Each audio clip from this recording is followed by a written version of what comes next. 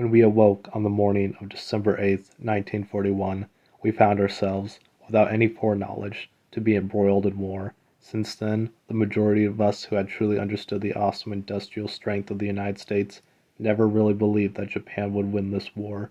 We were convinced that surely our government had in mind some diplomatic measures which would bring the conflict to a halt before the situation became catastrophic for Japan. But now, bereft of any strong government move to seek a diplomatic way out, we are being driven to doom. Japan is being destroyed. I cannot do anything other but to blame the military. Jiro Horikoshi. When this film came out, Hayao Miyazaki intended it to be his final feature-length project. He has since went back on that, but when watching this movie you can truly feel the sense of finality. Every scene is packed with the most detail and meaning. The very message of this film is a hard one to take in, for, unlike his other films, this one is told more somberly, taking itself seriously and slowly as it transports us back to the most turbulent times of human history, the first half of the 20th century. Japan is rapidly trying to build its war capabilities and seems to be on the edge of declaring war on the entire world. There will be spoilers ahead. This film reminds me of Howl's Moving Castle and how it combines the elements of love and war. However, in Jiro's case, he is helping the war. It is a stark contrast between his life as a loving and caring man and a designer of warplanes. He is anti-war, so how can a man like this exist? I love that Hayao Miyazaki decided to tackle this heavy question, along with other themes, to put together one of the most beautiful films ever made. The main character is based on a real person, but the story is heavily fictionalized. Jiro is a young boy in the early 20th century in Japan. He dreams of flying airplanes. However, it is likely if he were ever able to do this, he would have gone off to war and never come back. Jiro has sight issues and therefore will never be able to fly planes. And this is when we get the first dream sequence with Coproni, an aeronautical engineer from Italy who was well known in the aviation community at the time. It's these moments that truly show how Miyazaki is not just good, he is a great filmmaker. The way he incorporates fantastical elements into this grounded story complement each other. While Caproni doesn't appear too much, he becomes an inspiring figure to Jiro. Caproni tells Jiro that he has never once flown an airplane in life, but he has designed them. Jiro suddenly sees a new way to chase his dream. It is not too far after, though, that the darker undertones become apparent. Airplanes are beautiful dreams, but cursed dreams. The same planes that take us to the sky are the same planes that will rain bombs onto the ground, killing countless. And that way, the idea of a plane is human, capable of the greatest and worst acts, is all of us. Jiro wishes to just make planes, but in a world where he is demanded to design planes of war, he still does it. It is his dream. One scene that stands out is when Jiro is telling his colleagues about his new design. Throughout the movie, we have seen his plane slowly becoming more of a reality, from the first blank outline of it he had in his head to the final test flight. Here, he is explaining that there is still too much weight. However, it could be solved if only the guns were taken away. The whole room laughs at this suggestion, thinking it was just a joke. Another scene to analyze while watching this movie as a microcosm of trying to be good is when Jiro buys some sponge cakes. He sees a trio of children waiting under a light. He is told by the shop owner they wait there every night for their parents, who work late to stay afloat in this crumbling world.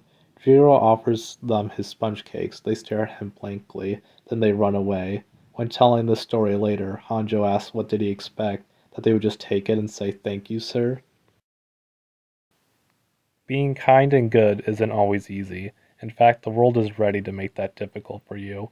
Hanjo is an interesting character. He also works on plane engineering projects and is a noble man, refusing to use Jiro's works until he has used it first. On the food issue, he says everyone in the country could have a mountain of food with the money they are spending on war. He follows that by adding that if the country wants planes, he will make planes. Hanjo knows all too well what will be brought upon this world, but he does it anyway. He mentions to Jiro now he has been married, saying you need a family to return to care about work. Kurokawa is another character I am glad was humanized. The part that draws us to Miyazaki's world is that every character feels alive. None are left to be one-dimensional. Even the backgrounds are so dynamic. When it comes to Kurokawa, he is a businessman who wishes not to admit there is a heart underneath his suit. But as the film progresses and Jiro proves himself to be a talented worker, Kurokawa must face the complexities of his worker's life before finally breaking at Jiro's wedding. It goes to show that the people in history, the ones who paid for the airplanes, the ones that designed the airplanes, the ones that flew the airplanes, were all people. It's easy to forget about the events of 80 years ago as being caused by people who lived and dreamed like us, and not just the backstory to our current lives. Kastrup plays a small but important role in the development of Jiro. We only see him at the hotel when Jiro and Naoka are falling in love, though it's hard to know exactly what he is about. His line, Germany will blow up, Japan will blow up, shows the rather pessimistic and fearful views of the world. But Kastrup is calm in saying this, like it is an inevitable tide. His words are almost comforting. All we have to do is live through it and see where we end up. In that sense, it is almost optimistic. Last we see of Kastrup, he is him driving away at high speeds to escape the secret police. Obviously, his thoughts have not gone unnoticed. Jiro is a perfect representation of Japan's rapid modernization. He begins the movie wearing very Japanese clothing, but as he grows and begins working, he is in a Western-style business suit. Japan fell so fast into the modern world that they are racing to catch up. The country wants airplanes, but it doesn't have the infrastructure for it. No better exemplified than by the oxen pulling the airplane across a field. This quick and uneasy transition shook Japan to the core. When Jiro first reaches Tokyo, the Great Kanto earthquake strikes, disrupting the entire city and starting a fire that engulfs pretty much everything, leaving it completely destroyed. It's an amazing foreshadowing of what Jiro's dream will become. But despite that chaos, despite the destruction, it is the same day he meets his future wife, Naoko. This film balances the most terrible events with the most beautiful things one could ever hope to experience.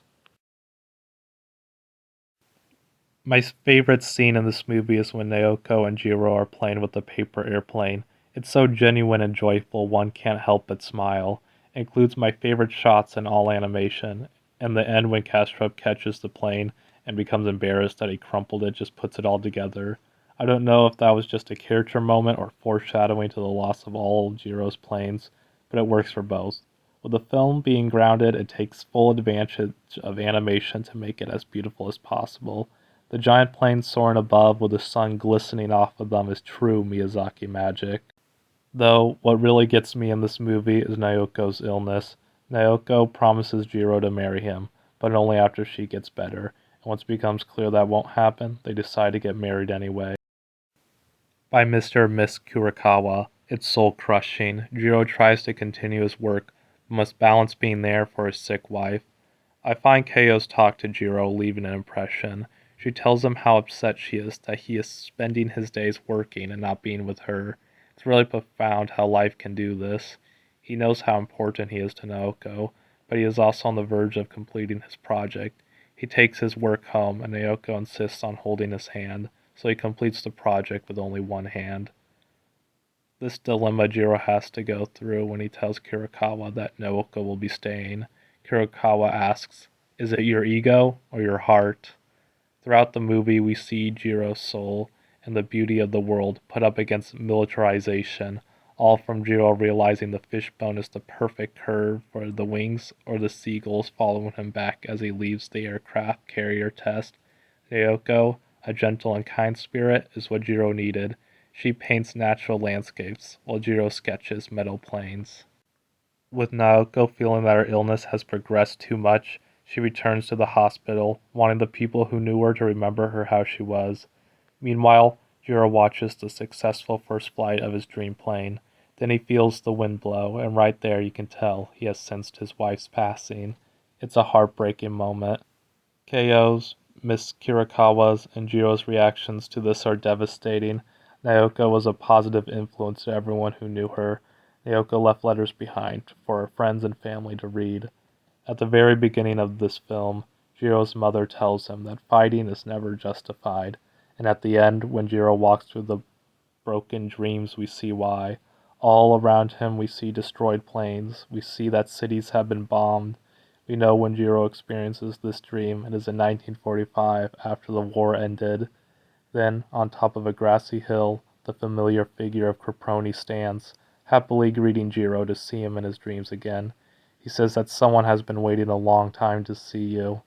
In the field, Naoki, holding her umbrella, runs to Jiro, telling him he must continue to live.